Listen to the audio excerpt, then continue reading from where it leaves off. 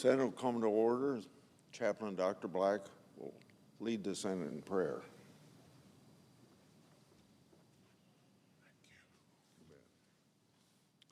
Let us pray. Eternal God, you are holy. We rejoice because we are sustained by your strength. We receive honor because of the victories you bring to our lives. Bless our lawmakers. Increase their faith in you. May they receive joy as they strive to follow your guidance. Renew their lives with your goodness. Empower them to make our nation and world better as they receive inspiration by practicing your precepts. Continue to be their mighty fortress in times of trouble.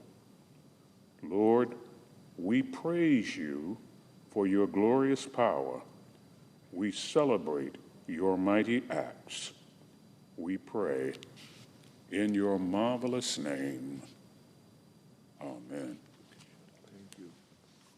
Will you please join me in the Pledge of Allegiance? I pledge allegiance to the flag of the United States of America and to the republic for which it stands, one nation under God, indivisible.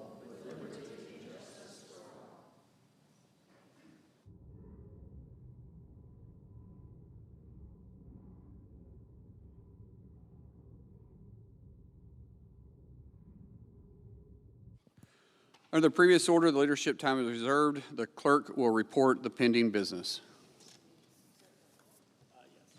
Calendar number 115 S2296, an original bill to authorize appropriations for fiscal year 2026 and so forth and for other purposes. Mr. President, Senator from Iowa. September is Childhood Cancer Awareness Month. In the United States this year, over 9,000 new cases of cancer will be diagnosed among children from birth to age 14. While cancer rates and their death for children have declined by 70% from 1970 through 2020, cancer remains the leading cause of death from disease among children. Access to timely pediatric care is critical to reducing cancer deaths. Children's hospitals specialize in certain types of cancer care. Unfortunately, gaining access to a children's hospital across the country or in the state next door can be a real challenge. That's why I'm the sponsor of the bipartisan Accelerating Kids Access to Care Act. Moms and dads seeking life-saving cancer care for their kids should be able to access care quickly and wherever it's available. Now, sadly, sometimes it takes months for a child to get access to treatment if it's out of state. There is no excuse for that. In fact, it's pure bureaucratic red tape. Families shouldn't have to navigate red tape to get life-saving care for their child with complex medical needs. My bill simplifies this process so parents can ensure kids with cancer diagnosis get timely Medicare and Medicaid care. Our bill is the most co-sponsored bipartisan bill, want to emphasize bipartisan bill, of all the Medicaid bills before the Senate Finance Committee. I look forward to making this bill becoming law. I yield the floor, suggest the absence of the quorum. The clerk will call the roll. Ms. Osserbrooks.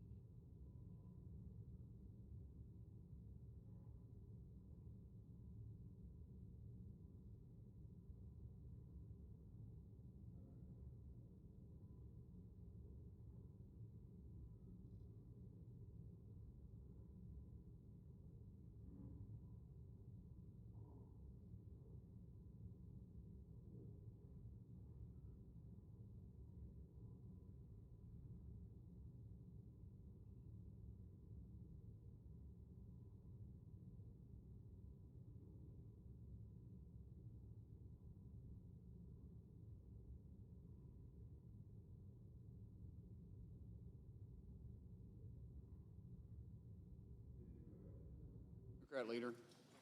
I ask unanimous consent the quorum be dispensed with. No objection.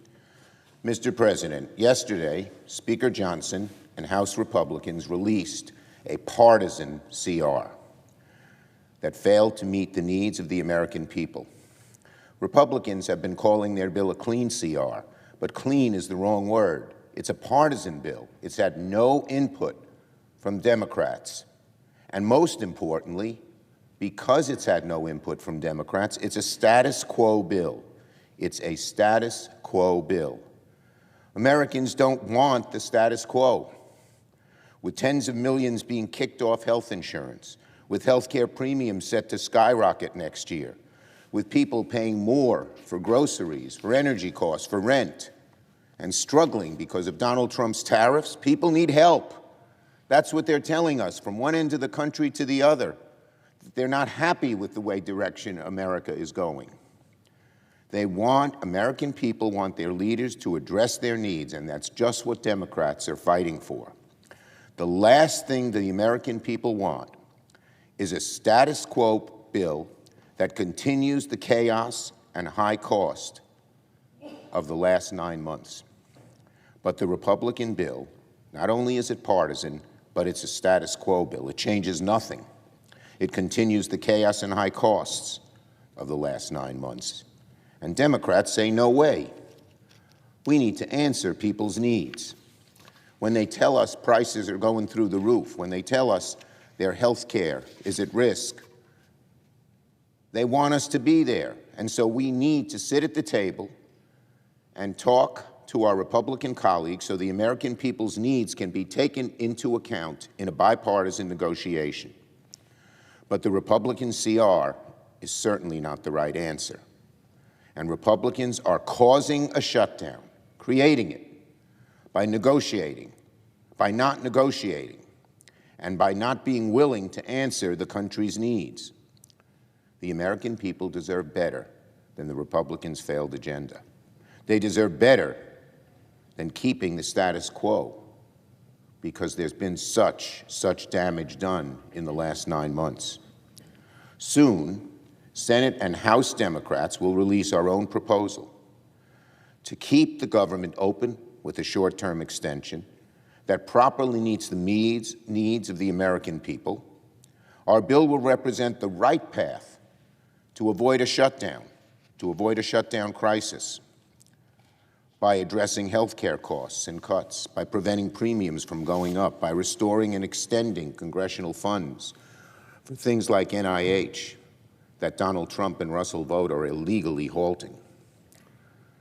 Once both sides put forth proposals, and ours will be coming shortly, Republicans will face a choice: to keep following Donald Trump into a reckless shutdown that he seems to want, or to finally come to the table and work with us. Remember, it takes 60 votes to get anything passed in the Senate. That means Democratic input is a necessity to improve the lives and lower costs for the American people, because Republicans are not doing a thing to make things better. This is not optional, it's necessary. Republicans know that. And yet, Donald Trump has told Republicans, don't even bother, he said, don't even bother negotiating with Democrats, and they have unfortunately, dutifully obeyed. By not even bothering to talk to Democrats, Republicans are paving the road that leads to a shutdown. That's deeply troubling for the American people. They expect Donald Trump and Republicans to do their jobs and to address their needs, and to keep the government open by working like adults with the other side, not just saying it's my way or the highway, particularly when their way represents a status quo that the American people abhor. And mark my words, the American people will blame Donald Trump if a shutdown happens. Finally, I'll say it again because it's important. Democrats don't want a shutdown, but Republicans cannot shut Democrats out of the process and pretend like the last 9 months have been business as usual. There's nothing business as usual about kicking 16 million people off health care. There's nothing business as usual about Donald Trump illegally stealing and canceling federal investments improved by Congress, even for NIH research, which may save children with cancer's lives. There is nothing business as usual about Donald Trump tearing up budgets, ignoring the law, picking winners and losers for things as vital as disaster relief. Republicans know that these abuses can't just continue as if everything is just fine. Everyone knows that Americans are frustrated with the status quo, frustrated with costs going up and up and up, frustrated with Donald Trump injecting so much chaos into their lives. And Republicans think that's okay? No questions asked? No negotiation or discussion? Give me a break. In the Senate, it takes 60 votes. So that means Republicans will need to work with us. If they can't even bother to have a conversation with Democrats, it's Republicans then, who American people will know, are causing the shutdown in 2 weeks. We still have some time. I pray it doesn't happen. I yield the floor and note the absence of a quorum.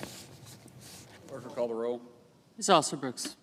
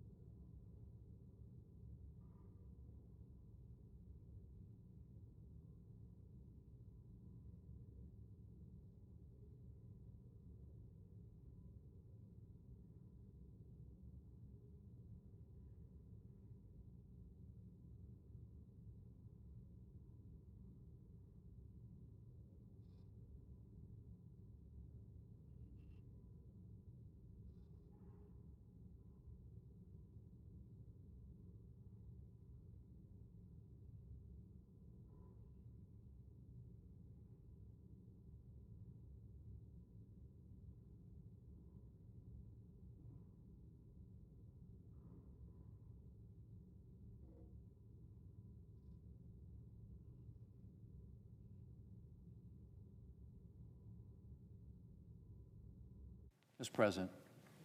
Mr. President, Senate and quorum call? Yes. I would ask unanimous consent the quorum call be suspended. Without objection. Mr. President, Republicans continue to move forward on funding the government through a short-term CR, something that is routinely done around here in order to allow for more time for the Appropriations Committee to report bills out and for us to consider them on the floor and to fund the government in the way it should be funded. And Democrats, well, Democrats seem intent on shutting it down. For what reason, I cannot imagine. Do they actually think that hardworking Americans are going to thank them for shutting down the government? I understand that Democrats' far-left base is desperate to pick a fight with President Trump.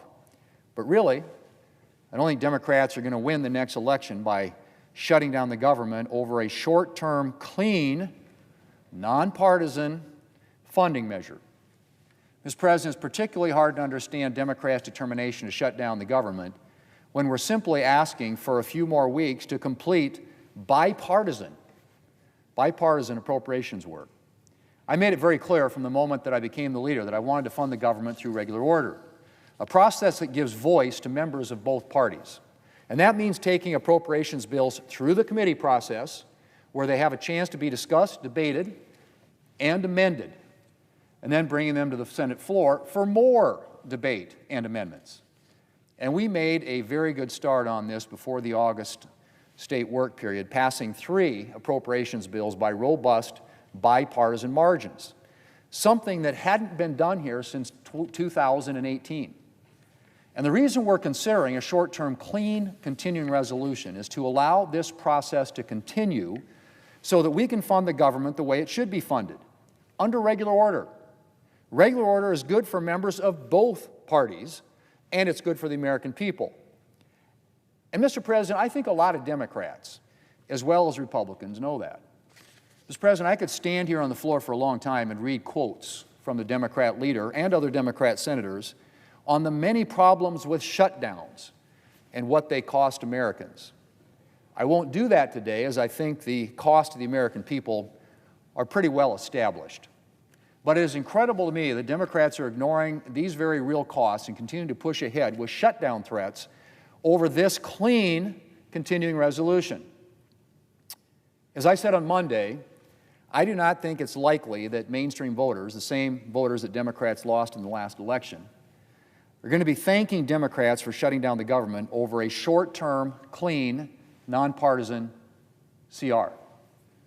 A short-term, clean, nonpartisan CR with, I would remind my Democrat colleagues, much-needed funding for member security. Democrats, of course, have decided to try and deflect blame by complaining that we are looking at a partisan CR. A partisan CR, Mr. President. Well, Mr. President, give me a break. Republicans have deliberately chosen to keep this CR clean to ensure that there can be no possible reason for Democrats to object to funding the government. We're not looking at a vehicle for new Republican policies. We are looking at nothing more than a continuation of the status quo when it comes to funding the government. The Democrats think that by calling this a partisan CR that they can somehow make it so. We all know Democrats have a sometimes Orwellian relationship with language. But really, Mr. President, I don't think Democrats are going to get very far with this one, because there really is no possible way to call this a partisan CR with a straight face. Everyone here on Capitol Hill, and well beyond, is abundantly aware that we are not looking at a partisan funding measure. So, Mr. President, Democrats have a choice to make. They can work with Republicans to pass this clean, short-term, nonpartisan measure to fund the government while we continue work on the 2026 appropriations bills, or they can shut down the government with all that will mean for the American people. And, Mr. President, just to be clear, I heard the Democrat leader get up again today and talk about how this is, there's no bipartisan discussions. There have been bipartisan discussions for months. The appropriations committees have been meeting, passing and reporting bills out to the floor. We picked up 3 of those bills in the month of July and passed them on the floor, something that hadn't been done since 2018. And the Republicans and the Democrats on the Appropriations Committee continue to work together on bipartisan appropriations bills that they can report to the floor so that we can consider more of them and fund the government in regular order, which is the way it's supposed to be funded. And that's what this debate is really about. Now, the Democrat leader is accustomed to a different business model, and that's where they go in his office behind closed doors and make all these decisions there instead of putting bills on the floor. We passed appropriations bills at this point in the year for the first time since 2018. We are consulting in a bipartisan way with Democrats through this entire process. And so, Mr. President, that's just flat wrong. It's just not telling the truth. Those discussions have been going on for months. And this is, for the first time in a long time, a normal appropriations process where Democrats and Republicans sit down at the committees where it should happen, work together on bills that they report to the floor, most of them by big bipartisan margins, and then we pick them up. We've done that with 3 already, and there are a bunch more we ought to do. This is the way it's supposed to work, but it takes consent, takes cooperation, and obviously it takes 60 votes to pass anything here in the Senate, which means that Democrats are going to have to help fund the government on a clean, bipartisan funding resolution to give the Appropriations Committee and all of us as senators on both sides of the aisle an opportunity to consider more appropriations bills on the floor and fund the government the way it should be funded, and that's the old-fashioned way through the appropriations process. And I would remind my colleagues that under the Biden administration, and Democrat majorities here in the Senate, there were no fewer than 13 continuing resolutions, short-term funding measures to fund the government. 96% of the Democrats in the Senate voted for all 13. 13 continuing resolutions. When they had the majority and a Democrat in the White House, 13 continuing resolutions to fund the government for a short term. 96% of the Democrats voted for all 13 of those funding resolutions. And so I don't know what's changed. At that time, they made all the quotes. I said I could quote them, and I can quote them. They're lists that go on infinitely. All the things that they've said about funding the government and what a terrible thing it would be to have a government shutdown. And here we are offering them a short-term funding resolution that is bipartisan, that funds the government through November the 21st in order to allow us to continue the work of funding the government through the appropriations process, which is the way this place ought to work in the first place. That's all this is about. Nothing more, nothing less, nothing else. It's whether or not they want to work with us to fund the government in a bipartisan way and help keep the government open, or block that funding resolution, not help get us the 60 votes that are necessary to pass it out of here and therefore shut the government down. That's the choice. This isn't President Trump. This isn't about President Trump. There's nothing in here about President Trump. This is a clean funding resolution, bipartisan funding resolution, short term, to allow the Appropriations Committee to do its work. There is nothing partisan about it.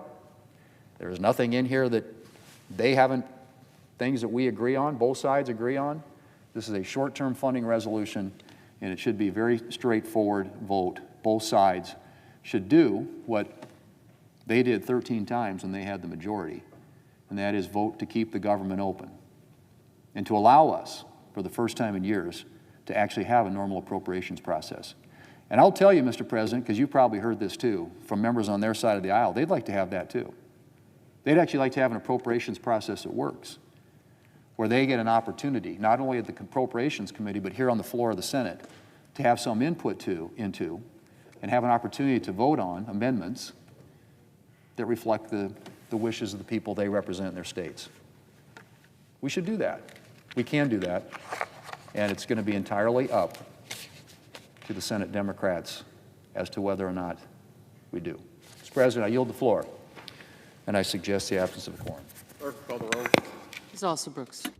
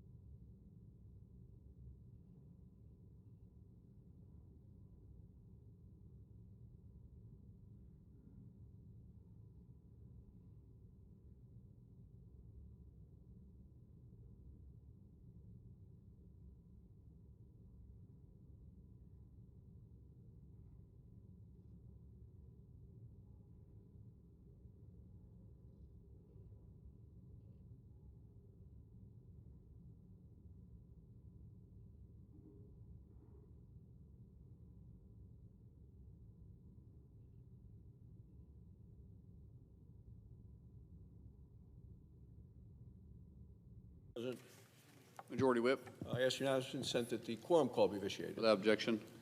Mr. President, I ask unanimous consent to waive the mandatory quorum call with respect to the en bloc nominations provided for under the provisions of S.Res. 377. Without objection. Thank you, Mr. President. Mr. President, today is Constitution Day, September 17th. So I think it is a perfect day today to restore the Senate's constitutional duty of advising consent. Because when a president is elected, he needs to put a team in place to run the government. When a president wins, he gets to pick the team. Modern presidents have over 1,000 positions to fill. There is a role in the Senate for advise and consent. But Senate Democrats have done everything you can think of to prevent President Trump from putting his team in place. He needs to get these people on the job, and let me be clear, Democrat obstruction ends today. This week, Republicans in the Senate will break the blockade and move America forward. Now, we're going to begin to confirm this backlog of President Trump's qualified nominees. You know, historically, this Senate, acting as a body of the whole, has considered nominees pretty quickly after they've come out of the vetting in the committees. Most are confirmed right here on the Senate floor by voice vote or unanimous consent. In President Obama's first term, 856 nominees were confirmed that way. In President Trump's first term, 553. In Joe Biden's only term as president, the number was 530. Here we are, President Trump's second term, September of that second term, and that number confirmed that way is 0. Well, why? Why has not a single nominee been confirmed by voice vote or by unanimous consent? Look, we know why, and it's the Democrat obstruction. Our country's never seen anything like this. Senate Democrats are freezing the Senate floor, freezing the federal government, and freezing our nation's progress, and they're doing it intentionally.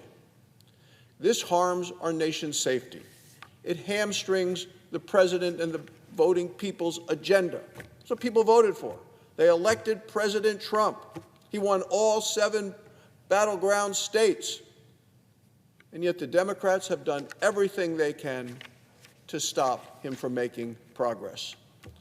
Democrats are currently holding up more than 150 qualified nominees who have already been successfully approved through Senate committees. These nominees are critical to our nation's future, our nation's success, our nation's progress, as well as our safety and security. So let's take a look at some of the important roles that the Democrats have said, nope, we're going to filibuster all of them.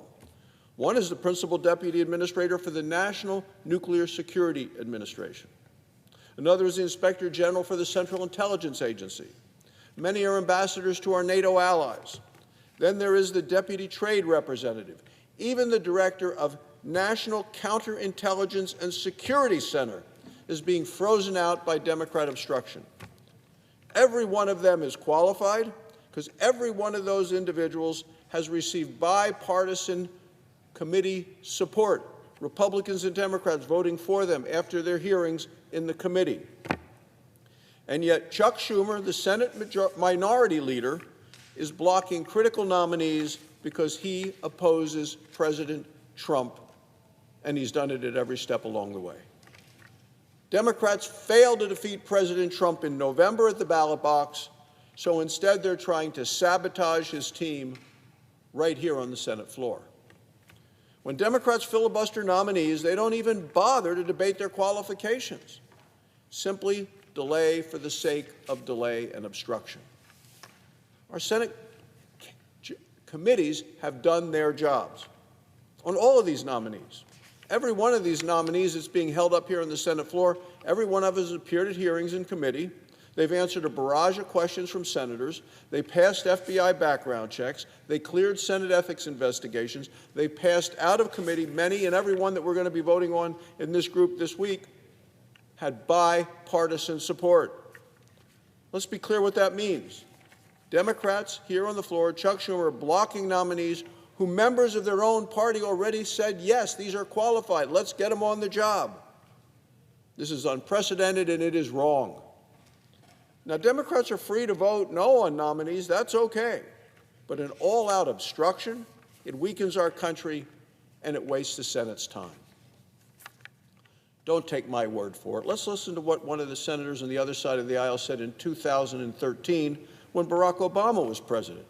And that was Senator Elizabeth Warren from Massachusetts. She came to this very floor, stood over there at that desk, and said, without a government that was staffed, justice would not be established, our common defense, she said, would be threatened, and the blessings of liberty that we hope to secure through our laws would go unfulfilled. 2013, different president. Well, what changed? Well, what changed is in November, Americans voted to get America back on track, and they elected Donald Trump as president to do it. Democrats' response was to shut down the Senate nomination process and to stop senators from doing the people's business. Today, Republicans are taking decisive action, and we're going to start voting on that in a few minutes, Mr. President. And we are going to break the Senate's procedural logjam. We're returning to the long-established traditions and principles of the Senate. Tomorrow, the Senate will vote on 48 nominees together in a single group. Each and every one of them has received bipartisan support in Senate committees. We're not going to stop there, though. Over 100 more nominees will be ready for confirmation by the end of this week to get that process moving. It's time for the Senate to clear the nominations backlog and clear it quickly, and so we will. That way, the Senate can get back to the work of legislating, of working on behalf of the American people. We have important legislation to consider, appropriations bills. We have the National Defense Authorization Act, the Farm Bill, legislation to make our cities safe from violent criminals. Senate Republicans are going to continue the work of the American people. We're going to continue to work to get America back on track. Thank you, Mr. President. I yield the floor. Suggest the absence of a quorum. Clerk will call the roll. Ms. Alsobrooks.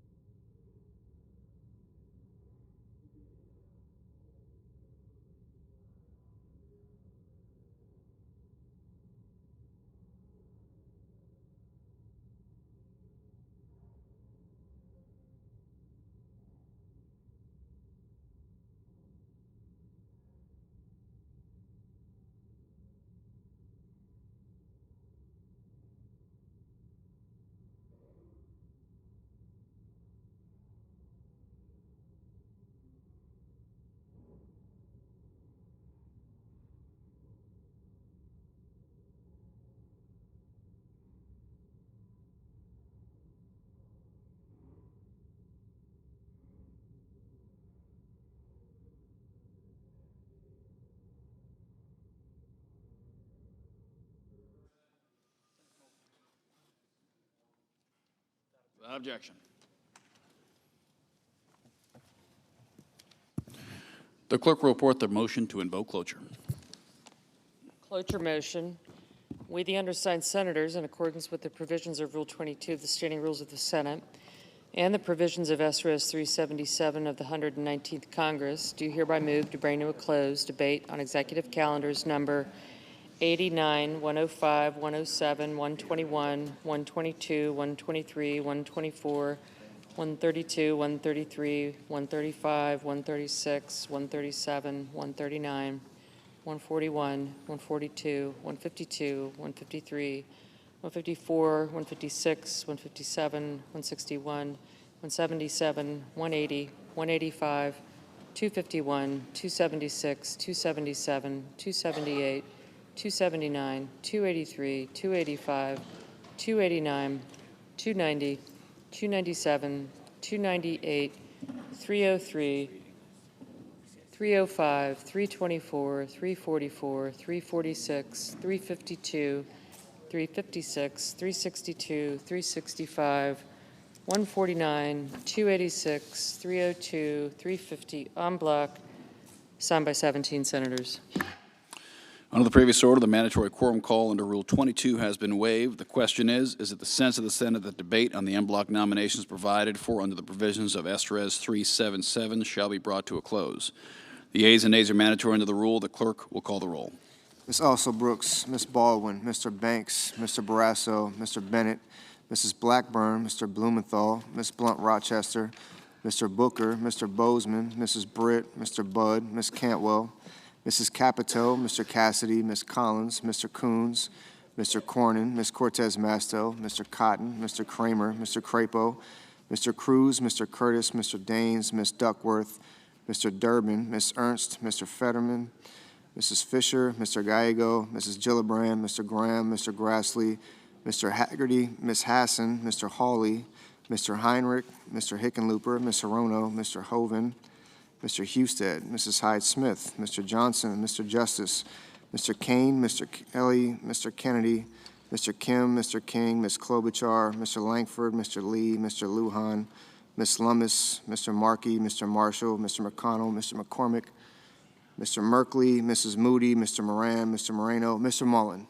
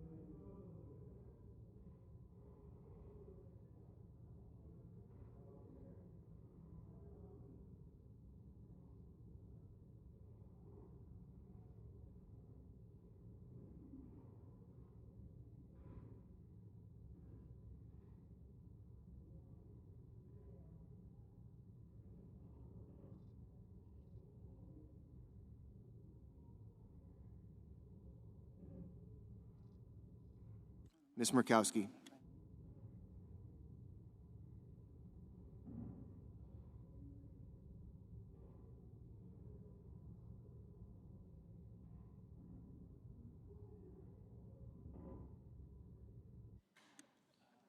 Mr. Murphy.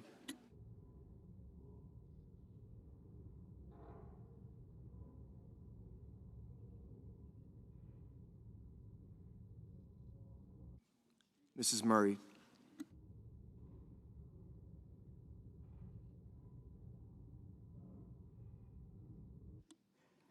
Mr. Ossoff.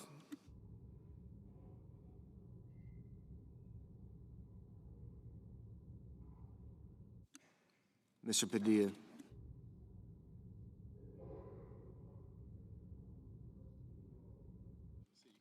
Mr. Paul.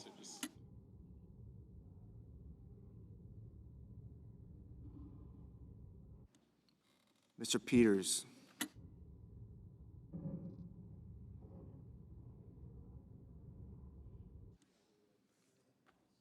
Mr. Reed.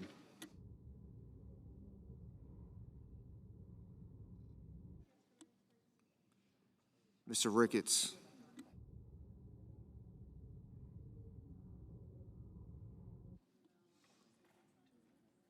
Mr. Risch.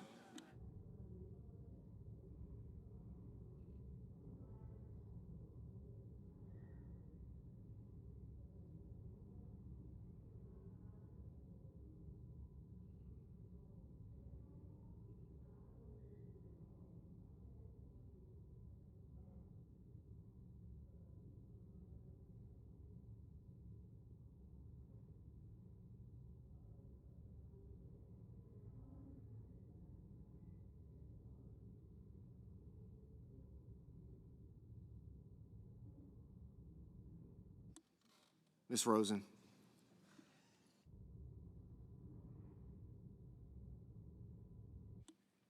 Mr. Rounds. Mr. Sanders. Mr. Schatz. Mr. Schiff.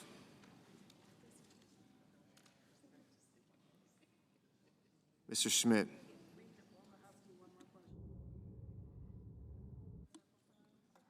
Mr. Schumer.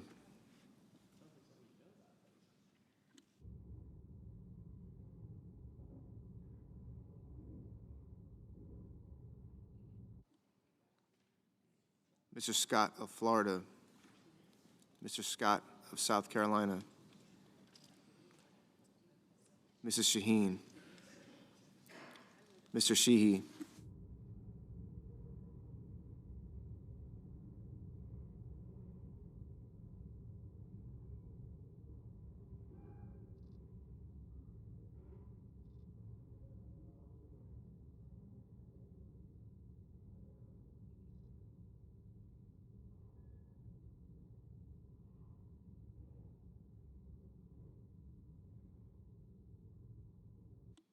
Ms. Slotkin.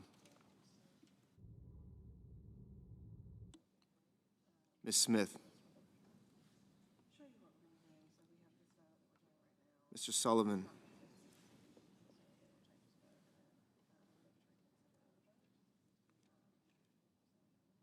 Mr. Thune.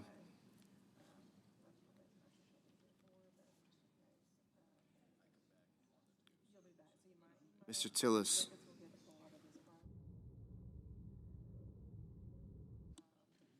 Mr. Tuberville.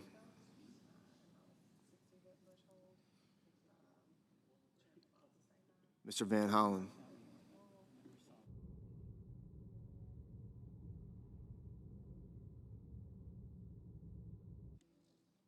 Mr. Warner.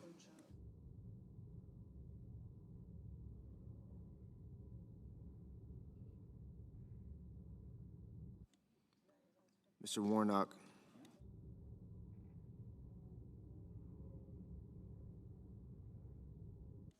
Ms. Warren.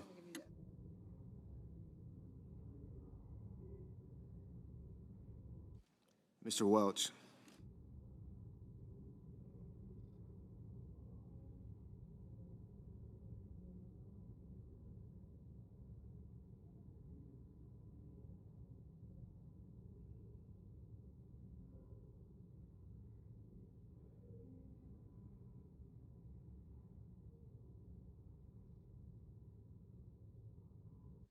Mr. Whitehouse.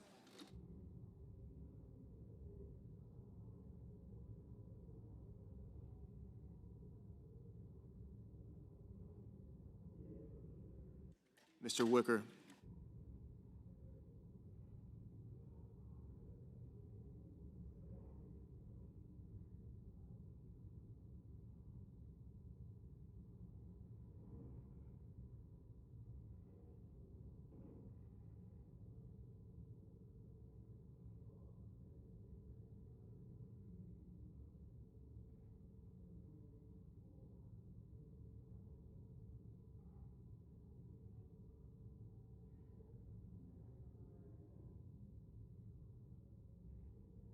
Mr. Wyden.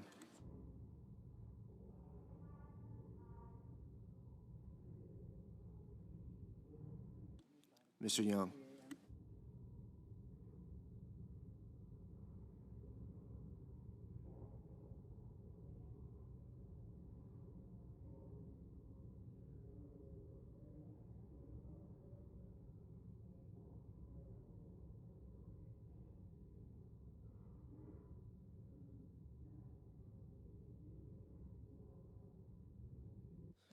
Senators voting in the affirmative: Blackburn, Ernst, Mullen, Schmidt, Sheehy, and Tuberville. Senators voting in the negative: Hassan, Lujan, Merkley, Van Hollen. Ms. Murkowski, aye. Mr. Kim, no. Mr. Banks, aye.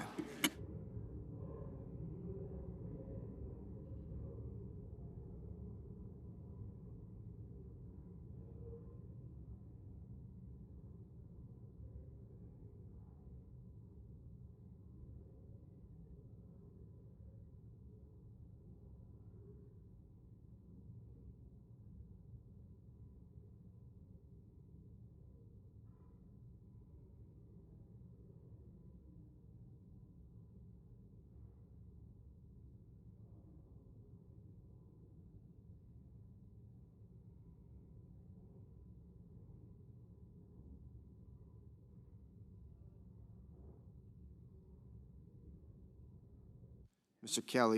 Kelly, no.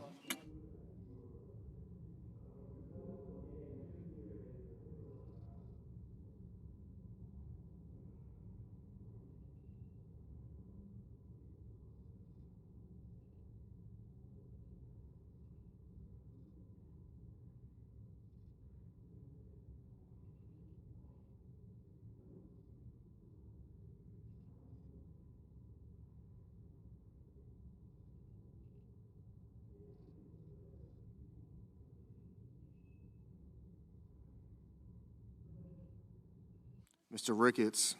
Ricketts, aye.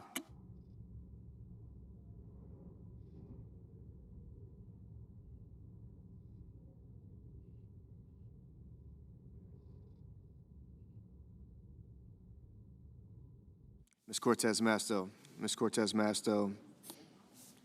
no.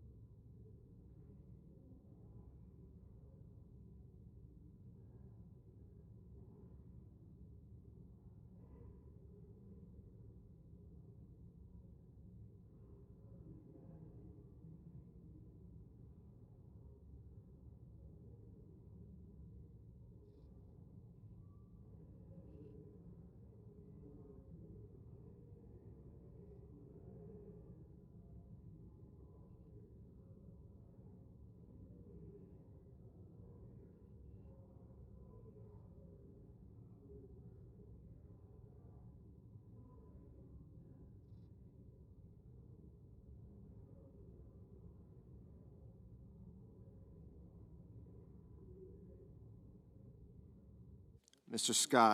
Scott of Florida, Aye.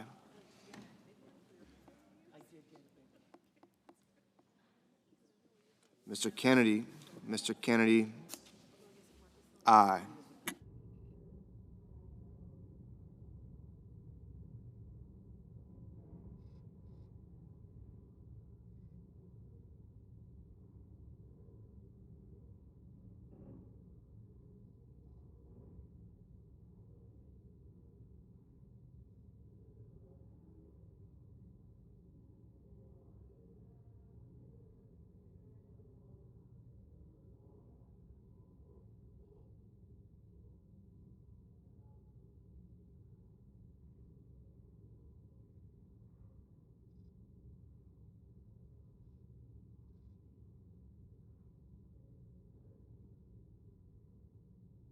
Mr. Husted, Mr. Husted, aye. Ms. Collins, Ms. Collins, aye.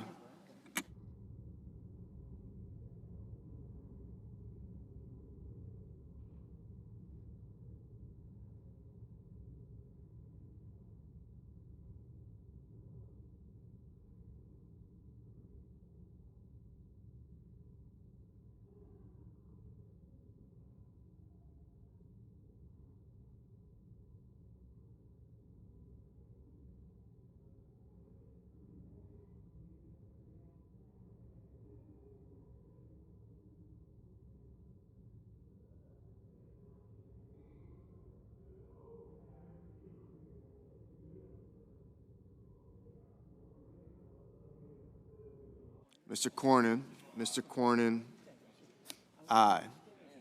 Mr. Peters, no.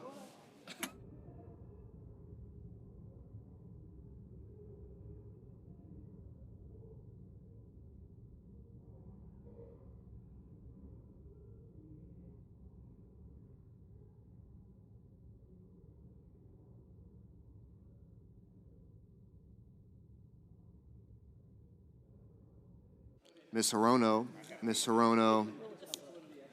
no.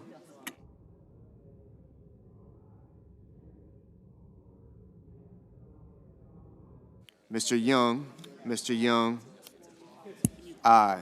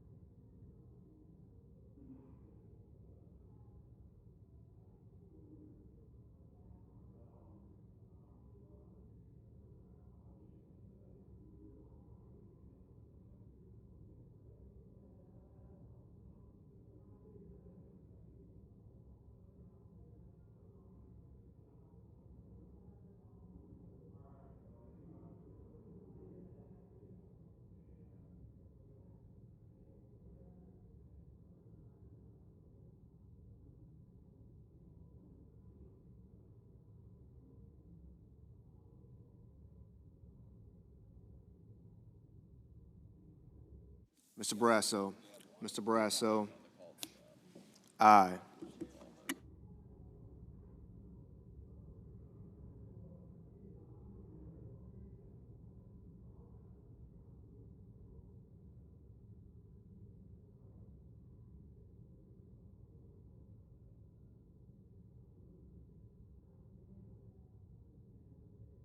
Mr. Rounds,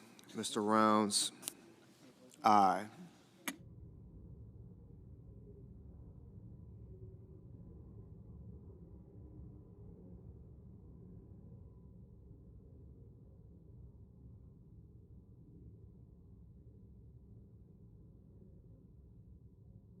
Mr. Kramer, aye. Ms. Rosen, no.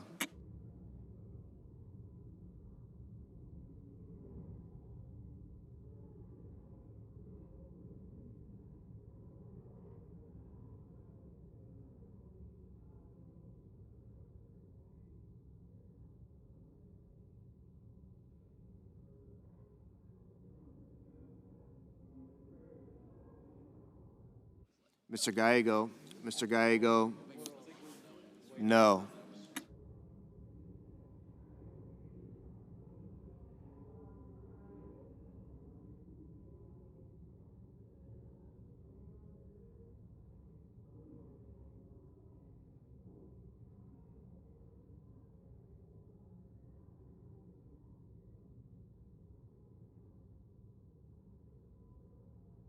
Mr. Fetterman, no.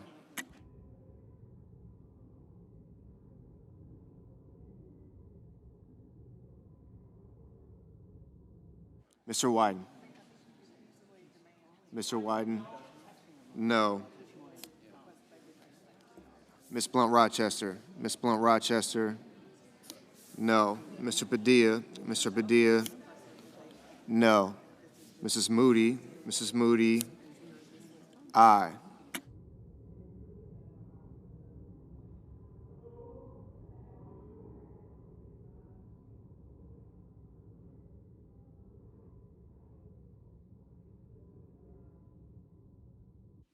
Ms. Baldwin, no. Mr. Wicker, aye. Mr. Schumer, no. Mr. Reed, no.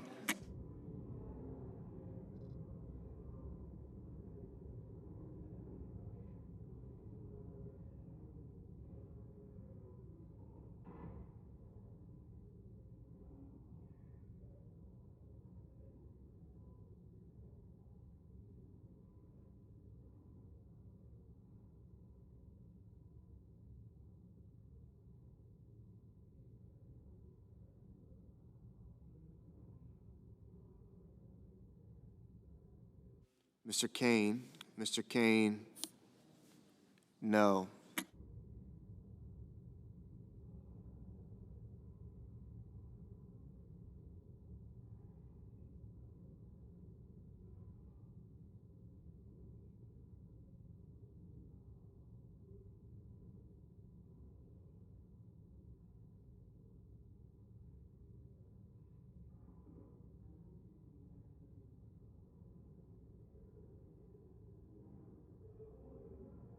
Mr. Heinrich,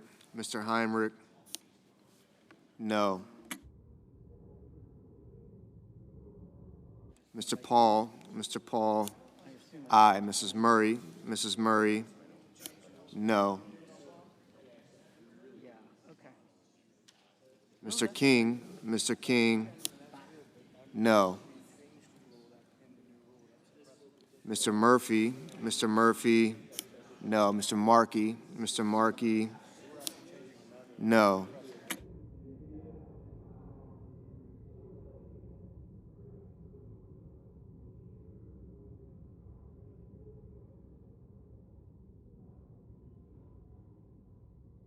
Mr. Marshall, aye. Mr. Risch, aye.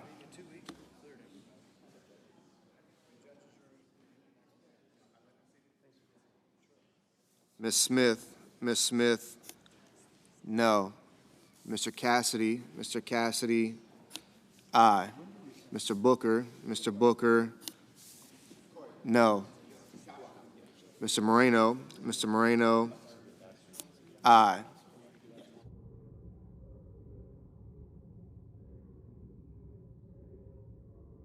Mrs. Shaheen, no. Mr. Sanders, no.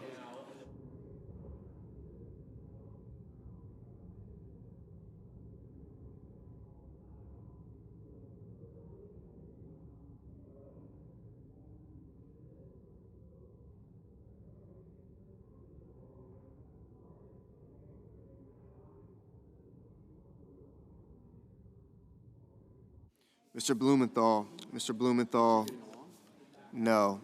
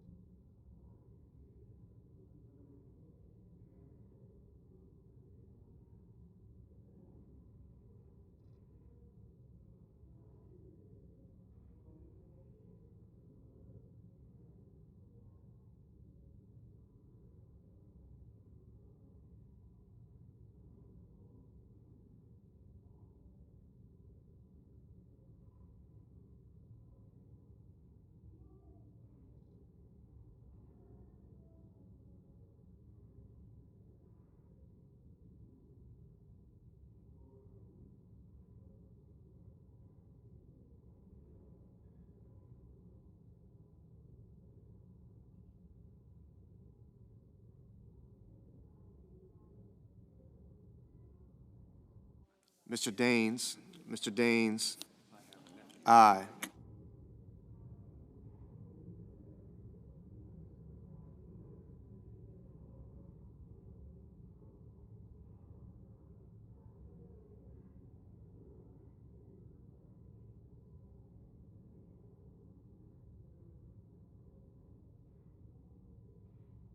Mr. Hickenlooper, no.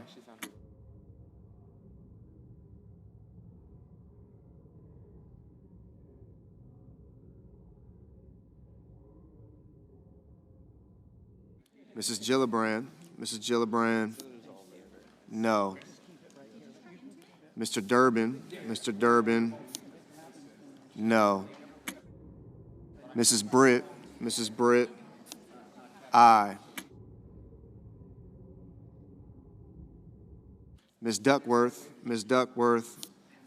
no.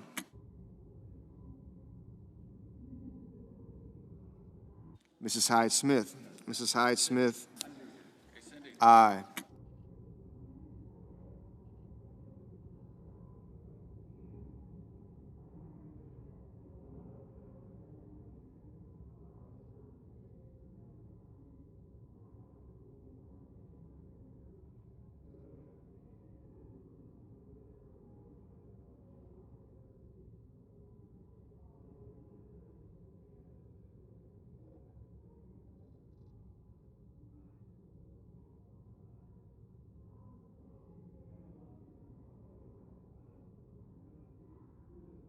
Miss Warren, no. Mr. Sullivan, aye.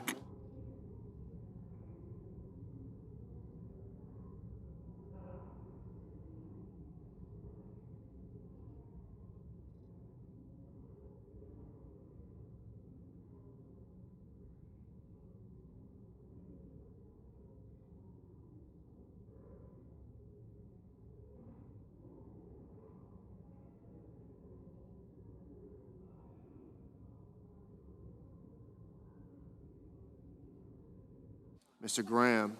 Graham, aye.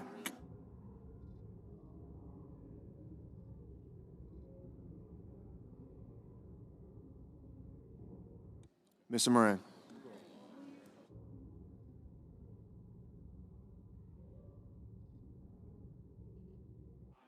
Mr. Moran, aye.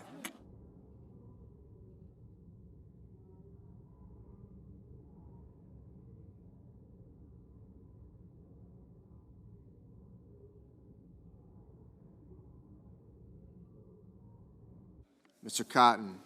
Cotton, aye. Mr. Crapo, Aye. Mr. Tillis, Mr. Tillis, aye. Mr. Johnson, Mr. Johnson, aye. Mr. Whitehouse, Mr. Whitehouse, no.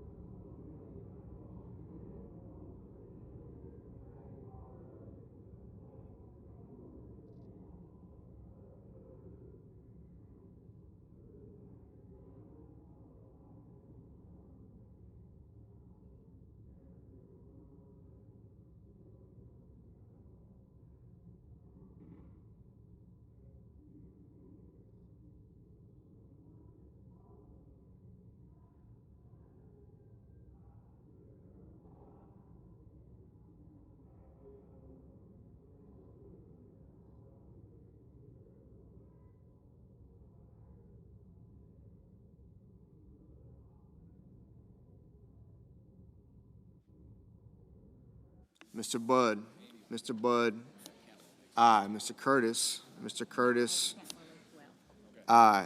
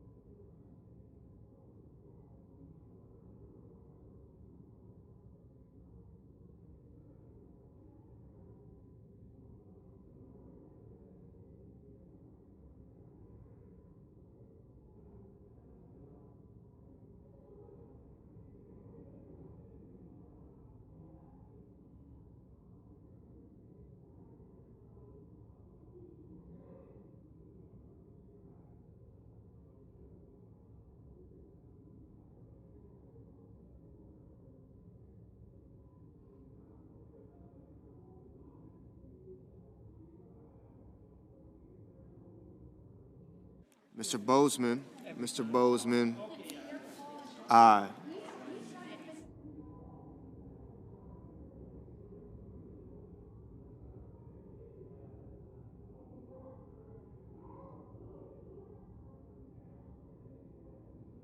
Mrs. Capito, Mrs. Capito, aye.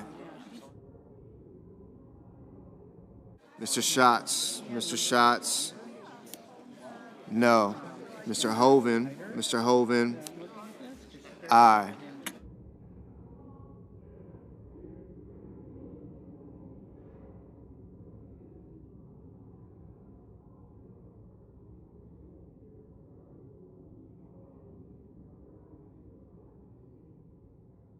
Miss Also Brooks,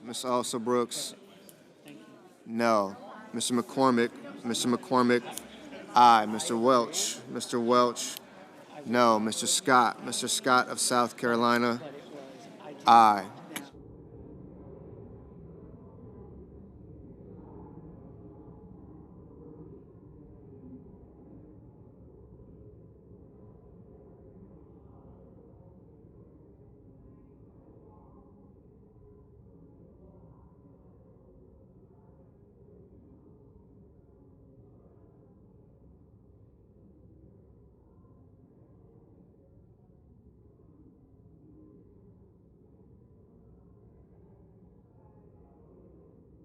Mr. Schiff, no.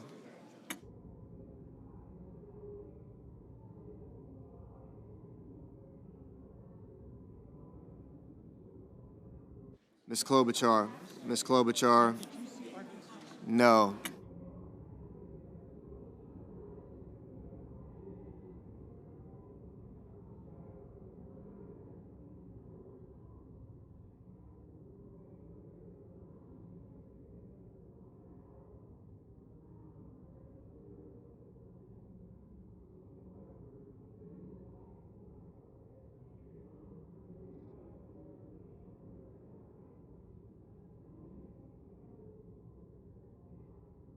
Mr. Langford, Mr. Langford, aye.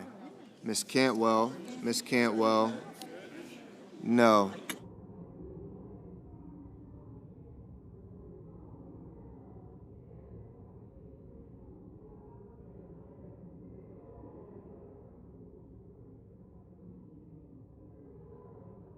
Mr. Grassley, Mr. Grassley, aye.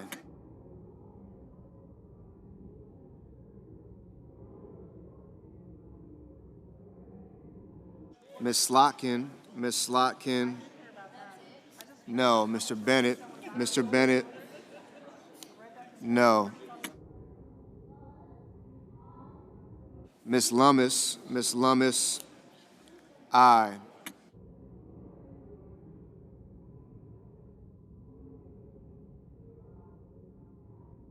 Mrs. Fisher, Mrs. Fisher, aye.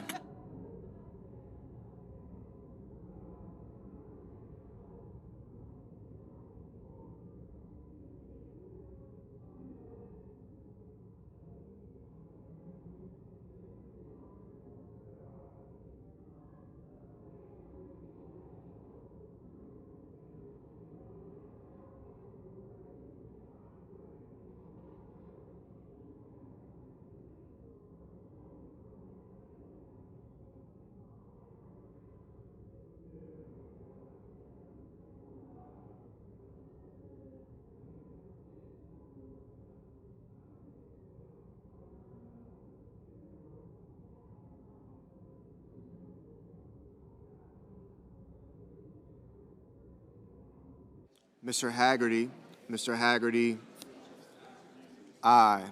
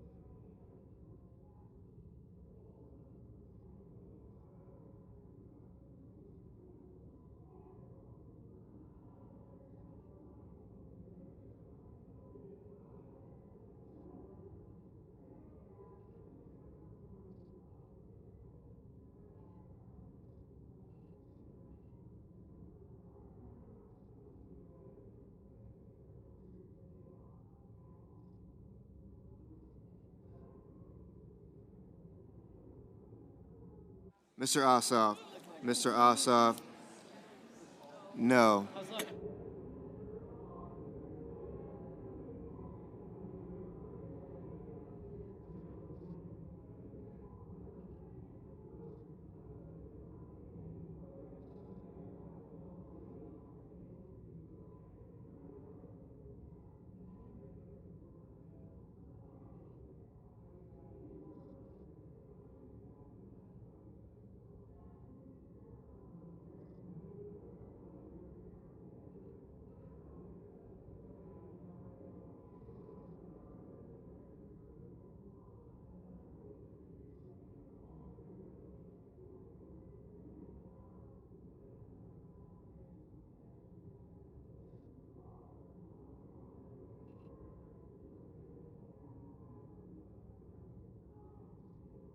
Mr. Warner, Mr. Warner, no.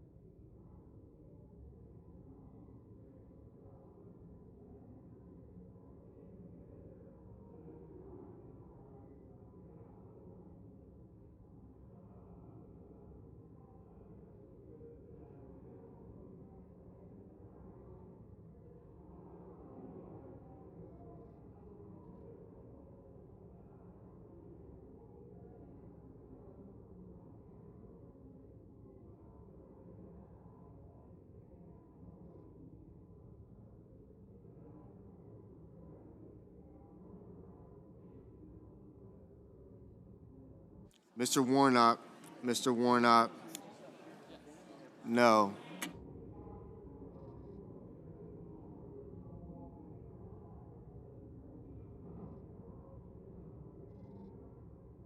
Mr. Coons. Mr. Coons. No.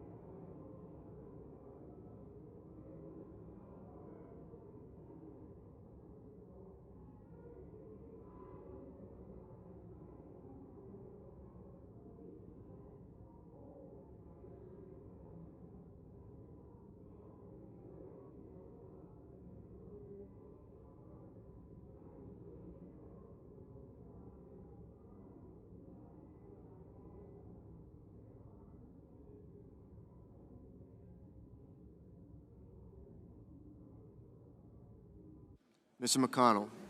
Mr. McConnell. Aye.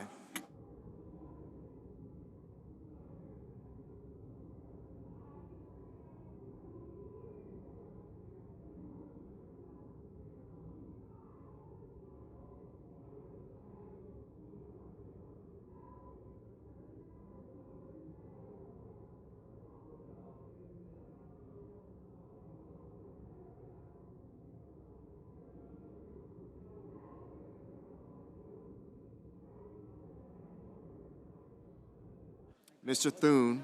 Mr. Thune. Aye.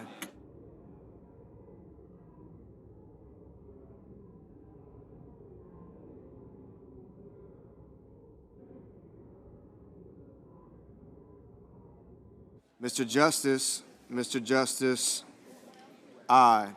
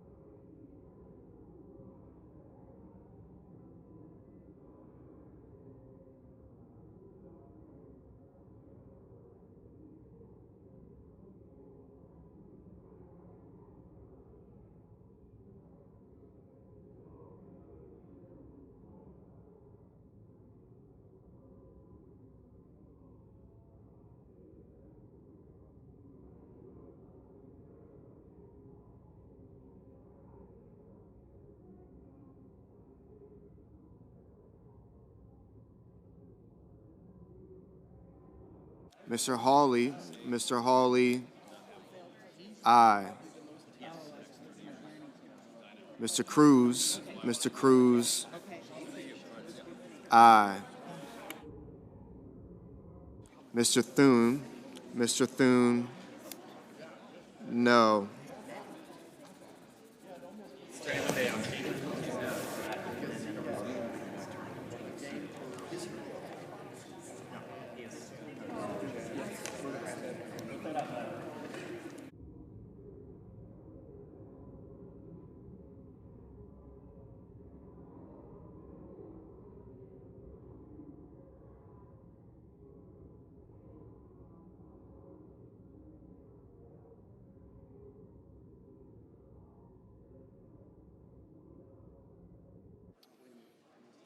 No worries.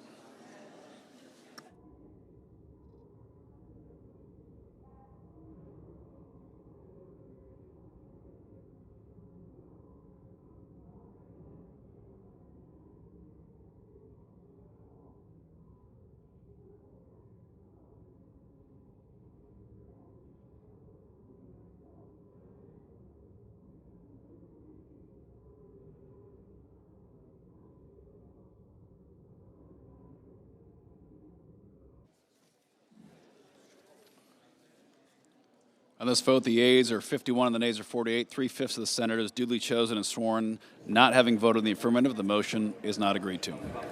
Mr. President, Majority Leader. I move to reconsider the vote. Questions on the motion? I ask for the yeas and nays. This is a second. Appears to be. Clerk will call the roll. Ms. Alsobrooks, Ms. Baldwin, Mr. Banks, Mr. Barrasso, Mr. Bennett, Mrs. Blackburn, Mr. Blumenthal, Ms. Blunt Rochester.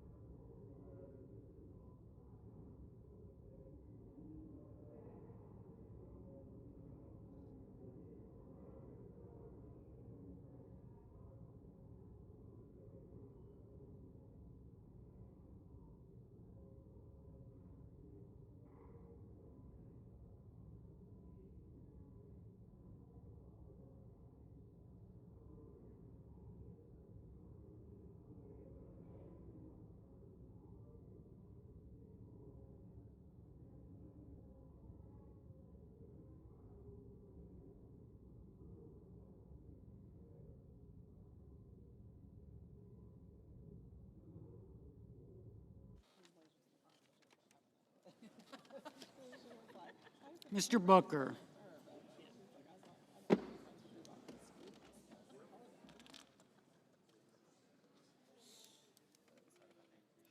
Mr. Bozeman.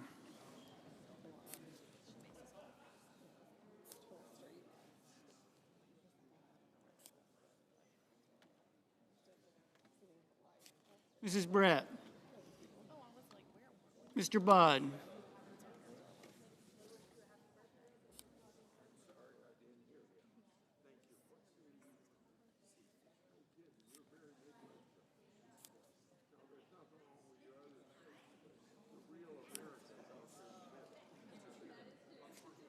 Yes, sir.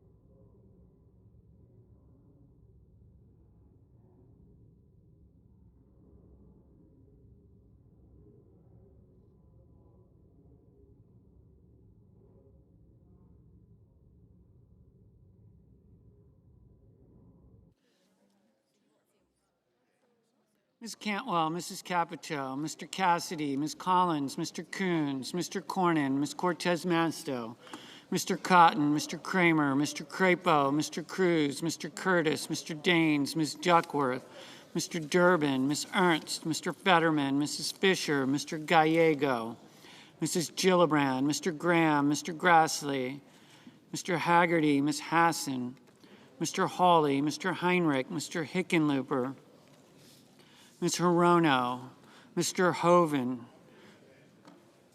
Mr. Husted, Mrs. Hyde-Smith, Mr. Johnson, Mr. Justice, Mr. Kane, Mr. Kelly, Mr. Kennedy, Mr. Kim, Mr. King, Ms. Klobuchar, Mr. Langford,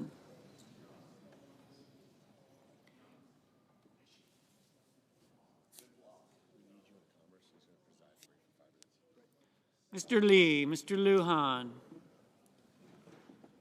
Ms. Lummis,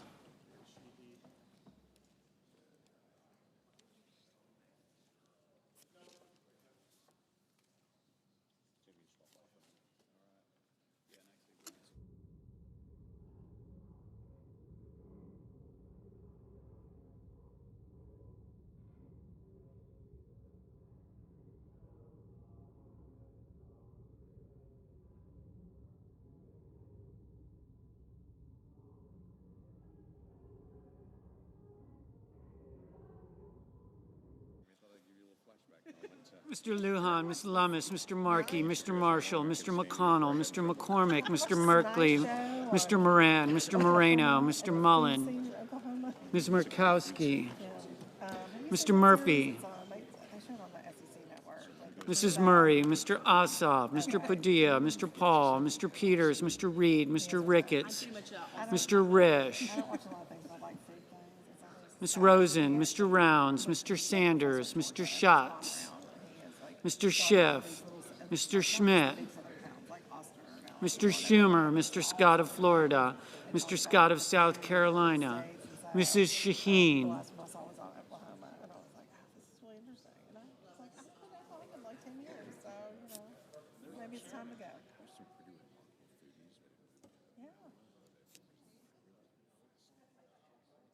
Mr. Sheehy, Ms. Slotkin, Ms. Smith, Mr. Sullivan,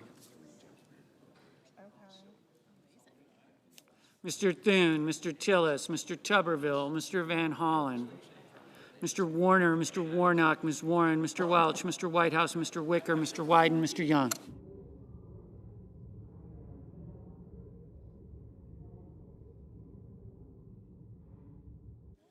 Senators voting in the affirmative.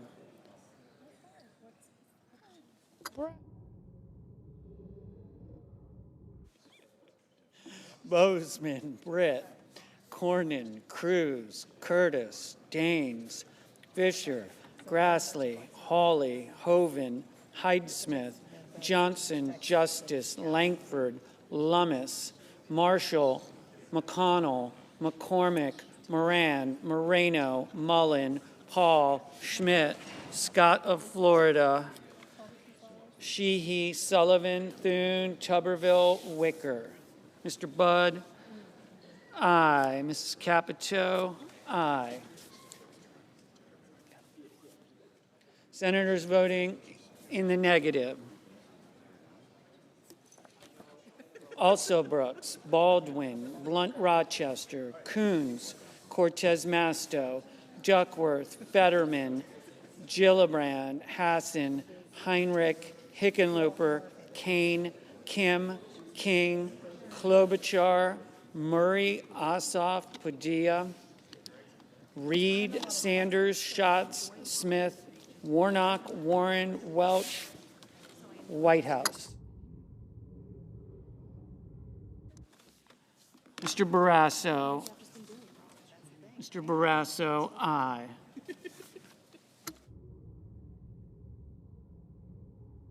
Ms. Rosen, no.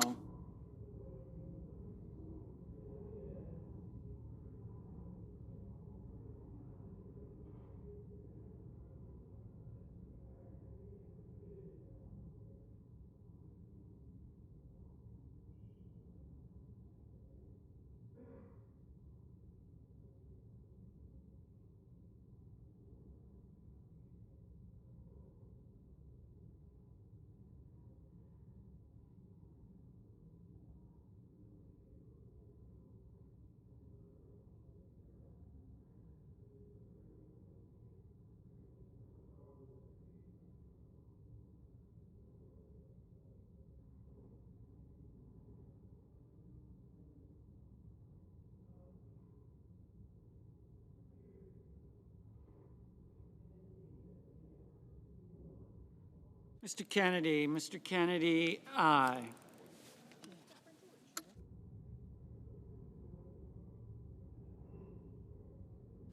Mr. Ricketts, aye.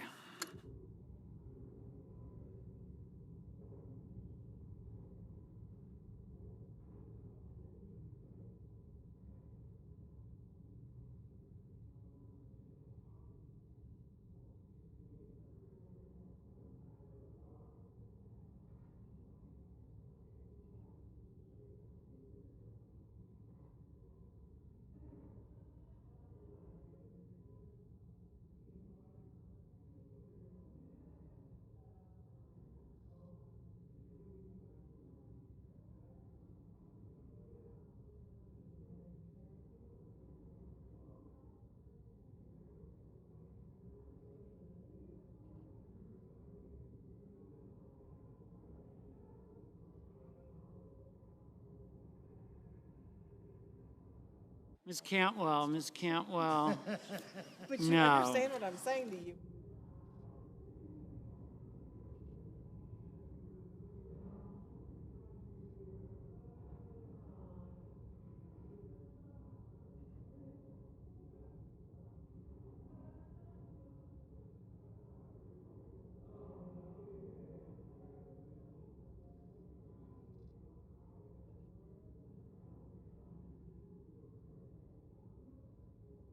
Ms. Hirono, no.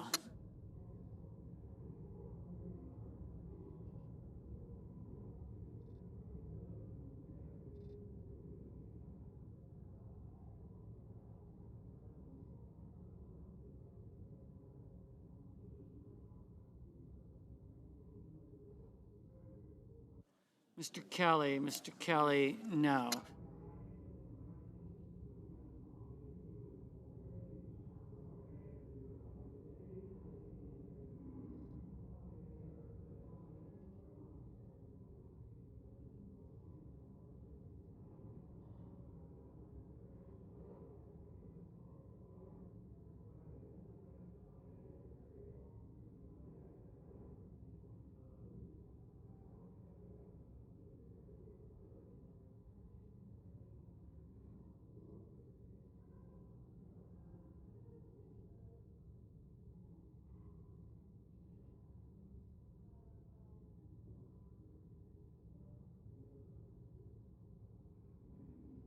Mr. Merkley, no.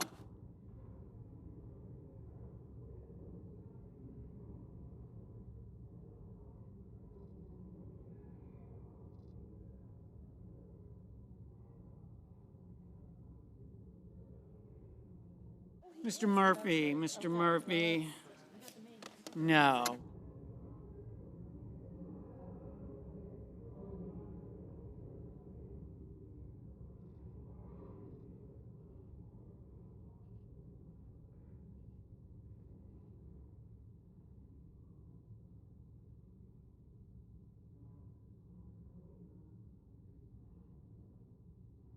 Mr. Cotton,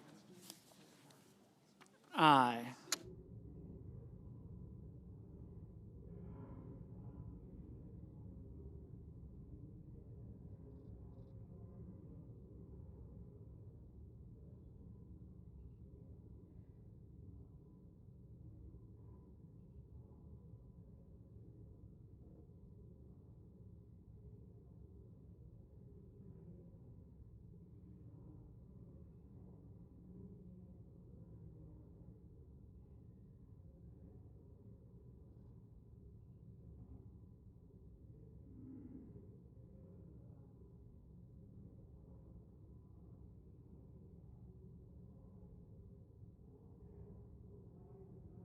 Mr. Wyden, no. Mrs. Blackburn, aye. Ms. Ernst, aye.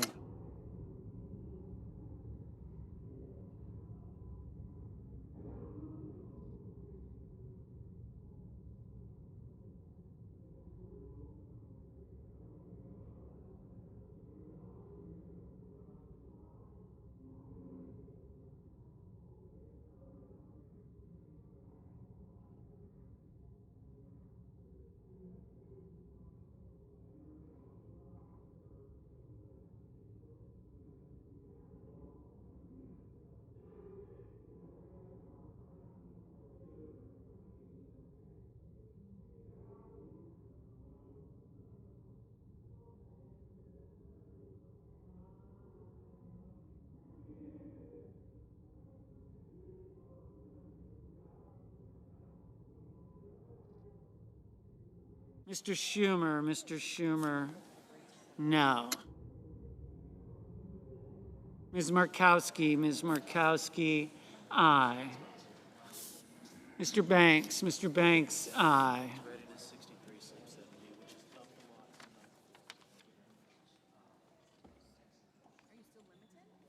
Mr. Rounds, aye.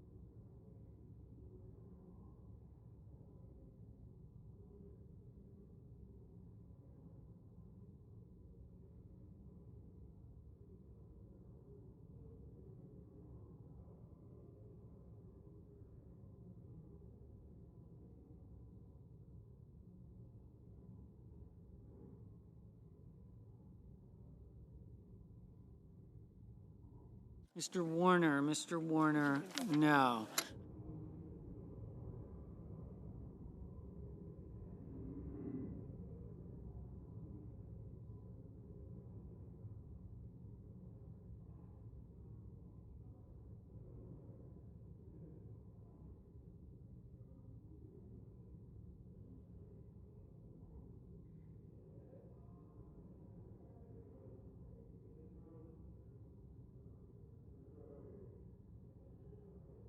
Mr. Bennett, no.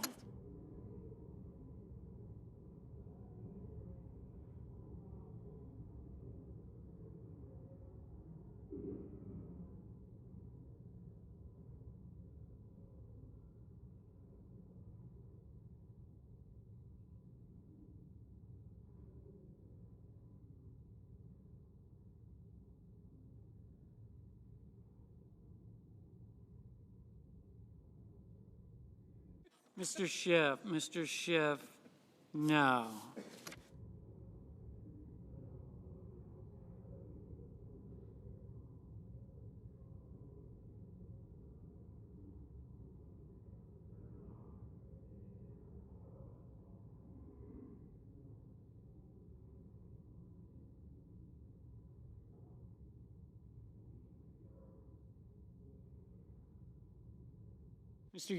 Mr. Young, aye. Ms. Slotkin, no.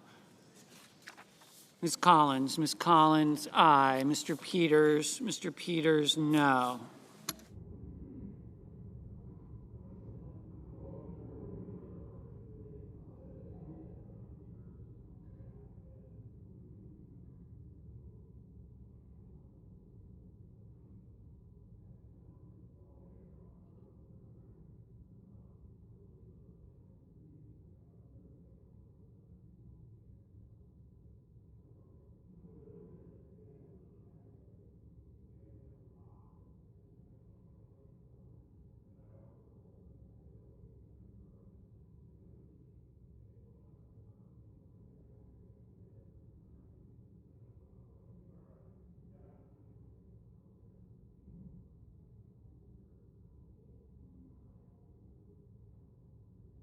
Mr.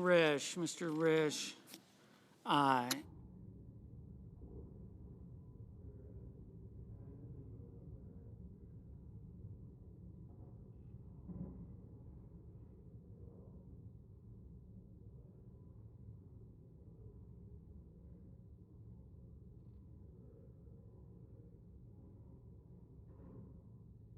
Mr. Scott of South Carolina, aye.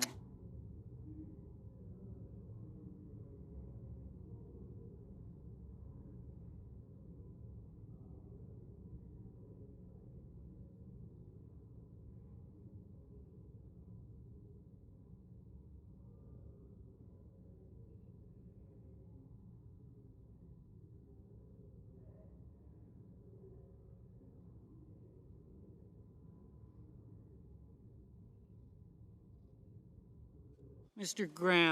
Graham, aye. Mr.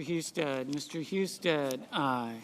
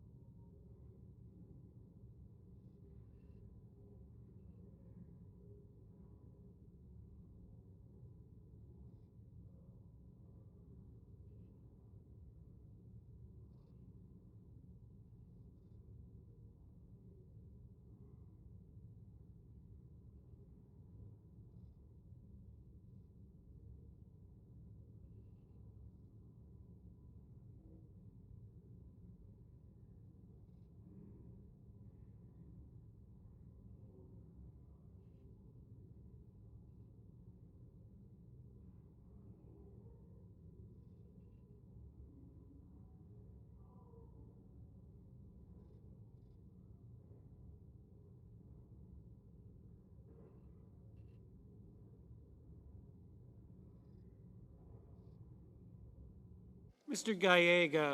Gallego, no. Mr. Markey, no.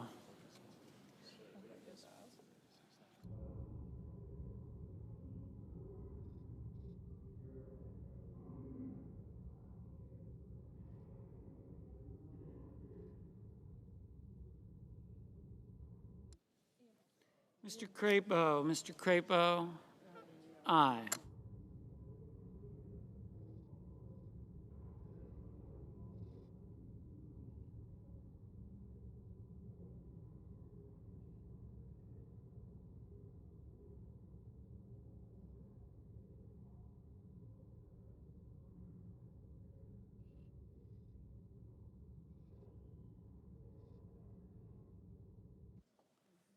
Mr. Haggerty, aye. Mr. Blumenthal, no.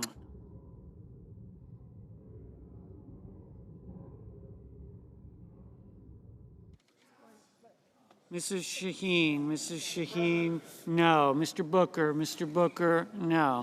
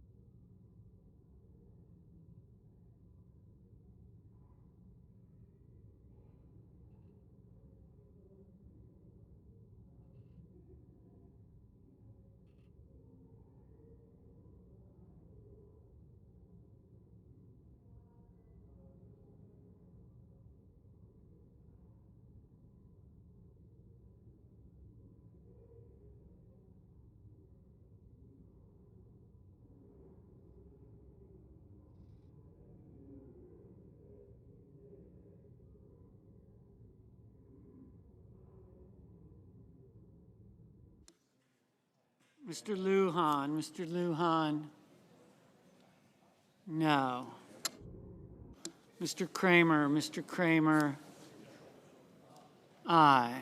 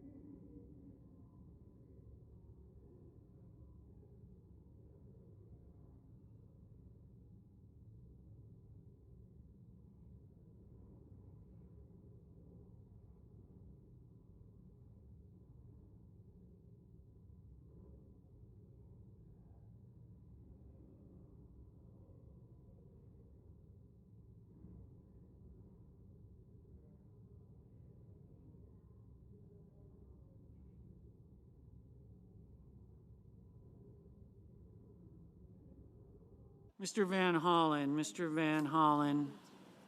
No.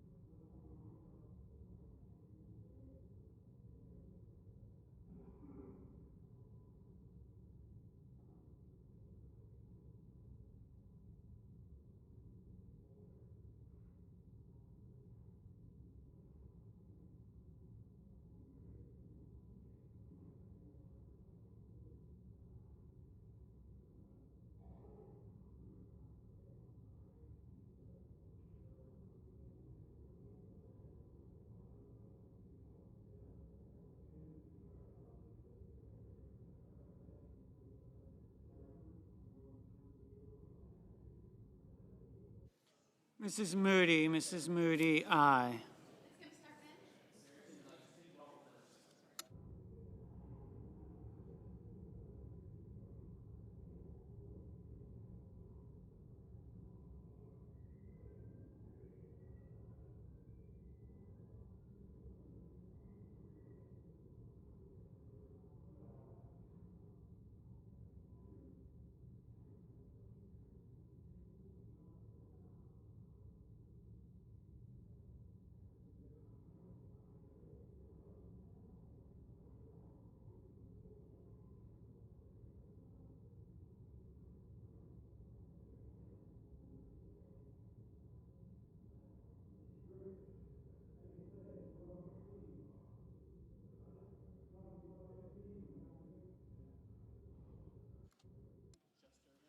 Mr. Cassidy. Mr. Cassidy? Aye.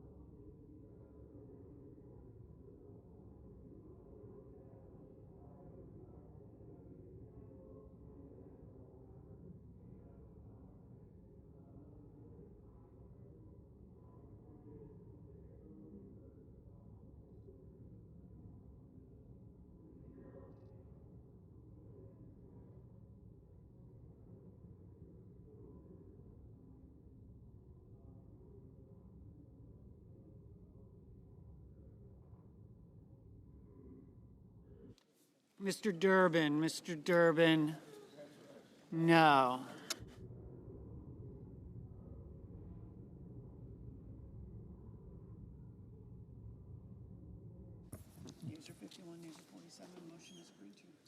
The yeas are 51, the nays are 47. The motion is agreed to. Mr. President, Majority Leader, Mr. President, I make a point of order that consistent with the precedents of the Senate established on November the 21st, 2013 and September 11th, 2025, the threshold for cloture on the block consideration of nominations pursuant to an executive resolution with a calendar number on the executive calendar other than those on level 1 of the executive schedule under 5 U.S.C. 5312 or Article 3 judges is a simple majority. the precedents set on November 21st, 2013 and September 11th, 2025 do not apply to the consideration of en bloc nominations. The point of order is not well taken. Mr. President, I appeal the ruling of the chair and ask for the yeas and nays. Is there sufficient second? There appears to be. There is. The question is, shall the decision of the chair stand as the judgment of the Senate? The clerk will call the roll. Ms. Alsobrooks, Ms. Baldwin.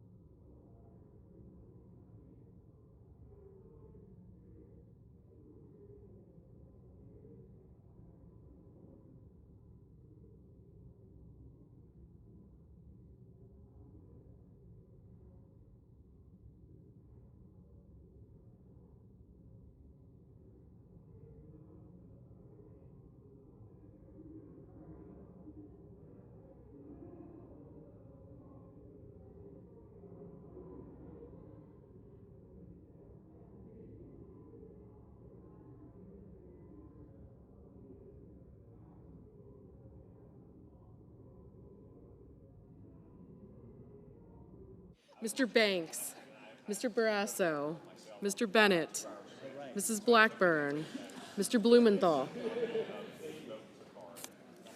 Ms. Blunt Rochester, Mr. Booker,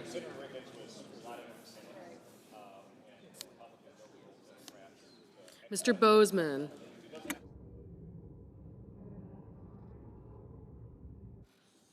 Mrs. Britt, Mr. Budd, Ms. Cantwell, Mrs. Capito, Mr. Cassidy,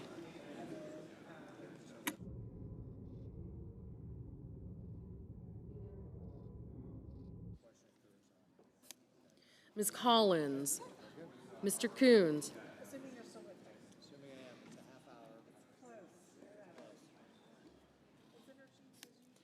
Mr. Cornyn, Ms. Cortez Masto, Mr. Cotton, Mr. Kramer, Mr. Crapo,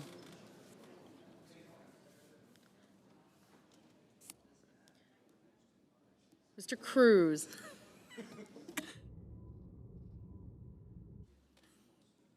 Mr. Curtis, Mr. Daines, Ms. Duckworth, Mr. Durbin, Ms. Ernst, Mr. Fetterman, Mrs. Fisher, Mr. Gallego,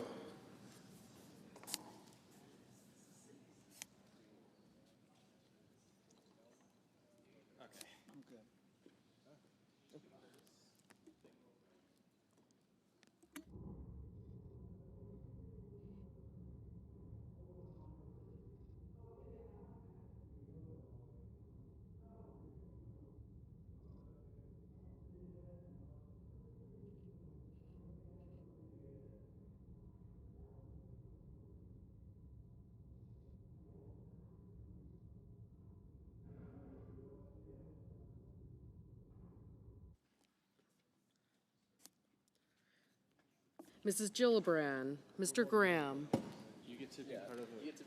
Mr. Grassley, Mr. Haggerty, Ms. Hassan, Mr. Hawley, Mr. Heinrich, Mr. Hickenlooper, Ms. Hirono, Mr. Hoven, Mr. Husted, Mrs. Hyde-Smith, Mr.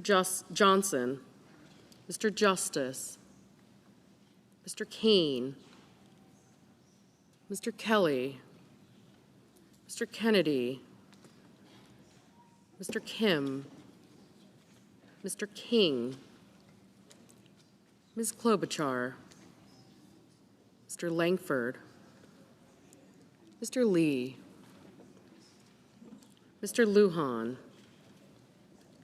Ms. Lummis, Mr. Markey, Mr. Marshall, Mr. McConnell, Mr. McCormick, Mr. Merkley, Mrs. Moody,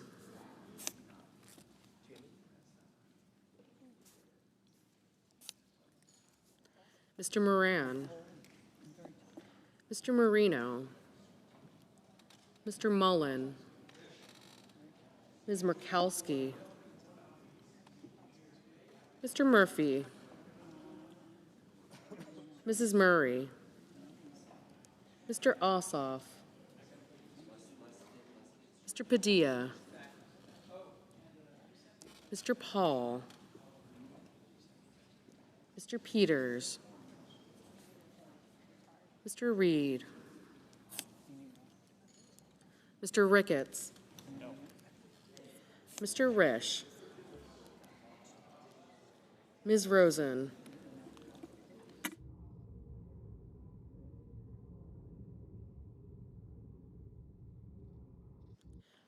Ms. Rosen, Mr. Rounds, Mr. Sanders, Mr. Schatz, Mr. Schiff, Mr. Schmidt, Mr. Schumer, Mr. Scott of Florida, Mr. Scott of South Carolina, Mrs. Shaheen, Mr. Sheehy, Ms. Slotkin, Ms. Smith, Mr. Sullivan, Mr. Thune,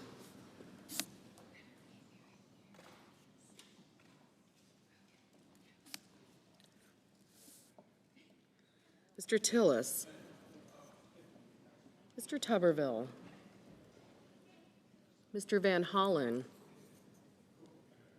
Mr. Warner, Mr. Warnock, Ms. Warren, Mr. Welch, Mr. Whitehouse, Mr. Wicker, Mr. Wyden, Mr. Young,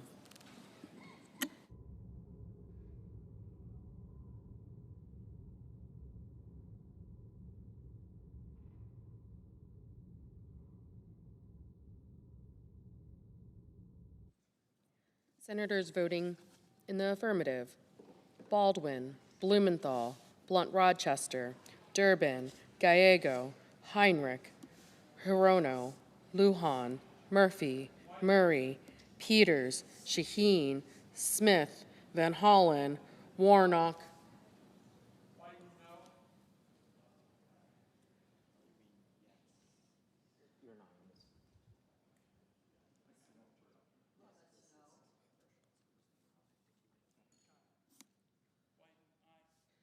and Wyden.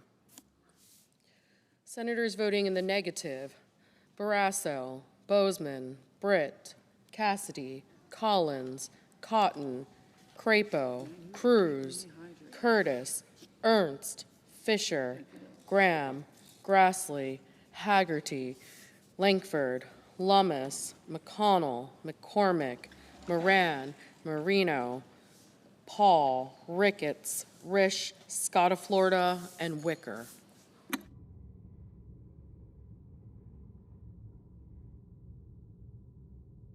Mr. Merkley, aye.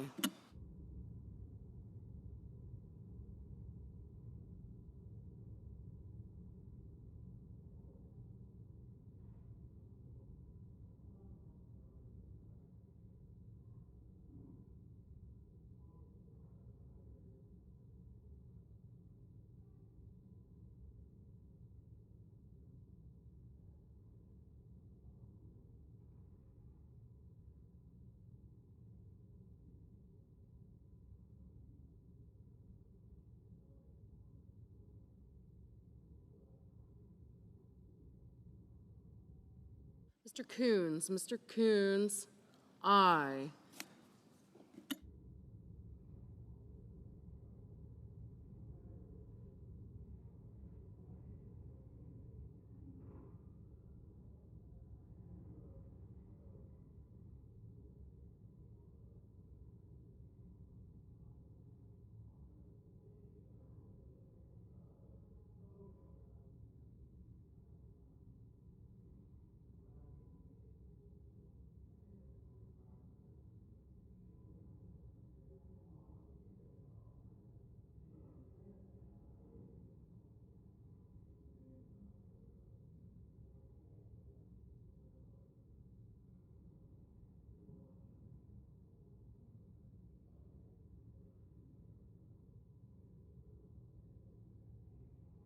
Mr. Schumer. Mr. Schumer, aye.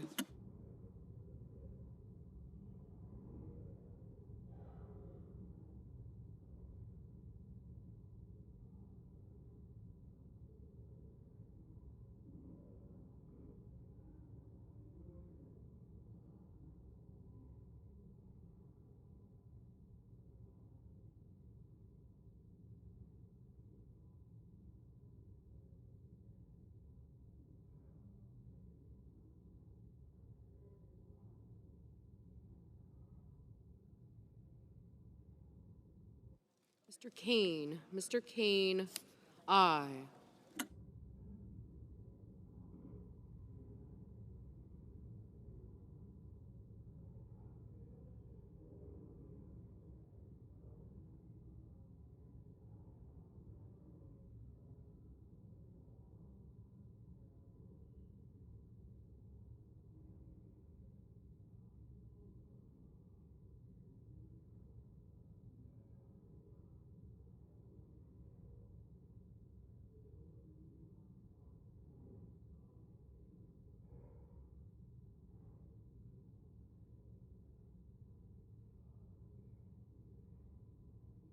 Mr. Hickenlooper. Mr. Hickenlooper, aye.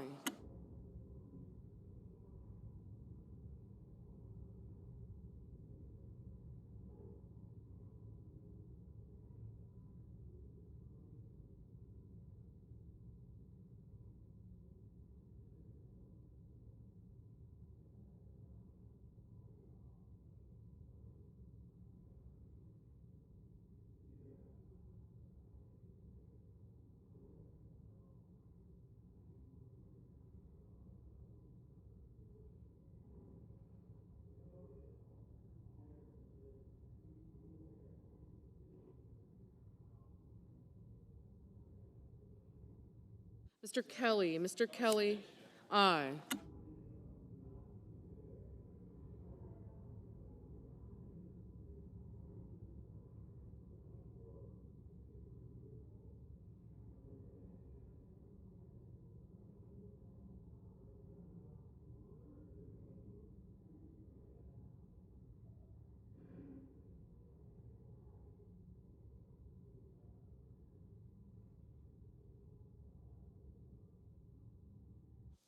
Ms. Cantwell. Ms. Cantwell, aye.